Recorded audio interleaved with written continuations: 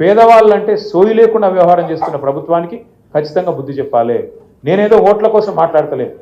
నేను ఒక మాట మాత్రం ఖచ్చితంగా మీకు చెప్తున్నా, యాద పెట్టుకోండి. ఈ హైడ్రాకు ఈ ప్రభుత్వానికి నీతి ఉంటే పెద్దవాడు పేదవాళ్ళు అనే తేడా లేకుండా పనిచేస్తామనే ఆలోచన కింద ఉంటే మరి ఒకటే తిరిగి పనిచేయాలి. అదే ముఖ్యమంత్రి గారి అన్ననేమో చెరువులో ఇల్లు కడితే ఆడికి హైడ్రా పోదు, బుల్డోజర్ పోదు. మంత్రులు చెరువులలో తాలాబుల ఇల్లు కడితే ఆడికి పోదు.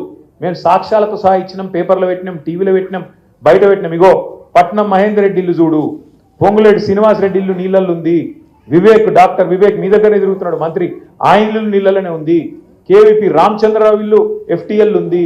వాళ్ళ ఉలగొట్టి ఇక్కడికి రా నువ్వు అంటే మాట లేదు. ముఖ్యమంత్రి సొంత ఇల్లు కొడంగల్ల, రేవంత్ రెడ్డి సొంత ఇల్లు కొడంగల్ల రెడ్డి కుంటలు ఉన్నది. రెడ్డి కుంట అంటే ఏంది? కుంట అంటే చెరువే కదా, చెర్లనే ఇల్లు కట్టిండి నేను కొడంగల్ల. ఇక్కడికి వచ్చేమో పెద్ద పెద్ద మాటలు చెప్తాడు. వాళ్ళ అన్న దుర్గం చెరువులో కట్టిండి ఇక్కడ ఇల్లు, తాలాబులు ఉంది అది కూడా. ఆ ఇల్లుకు ముట్టరు, హైడ్రా పోదు. కానీ ఈజీగా దొరికేటోళ్ళు ఎవరు? గరీబోళ్ళు. అడిగేటోడు లేడు, మిమ్మల్ని కాపాడేటోడు లేడు అన్నట్టు, మీకు ఆవాజ్ లేదన్నట్టు కొట్టేస్తాం. తోడు దెంగే కోన్ దేకితే క్యాకరితే క్యాకరలేదు అన్నట్టుగా ఈరోజు వ్యవహారం ఉన్నది. దయచేసి నేను మిమ్మల్ని కోరుతున్నా, ఇవాళ ప్రభుత్వం కాంగ్రెస్ పార్టీ వాడు ఏమంటుండంటే మాకు ఓటేసి నీ ఏళ్ళతో నీ కంటినే పొడిపించే కుట్ర చేస్తున్నాడు.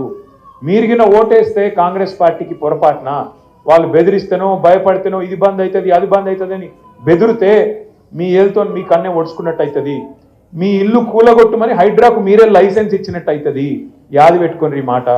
ఒకవేళ మీకు గనక రేపటి రోజున మళ్ళా కేసీఆర్ రావాలి అంటే సురుకు పెట్టుడు కాంగ్రెస్ పార్టీకి ఇప్పటి నుంచే మొదలు పెట్టాలి. జూబ్లీహిల్స్ నుంచే మన జయత్రయాత్ర మొదలు కావాలి.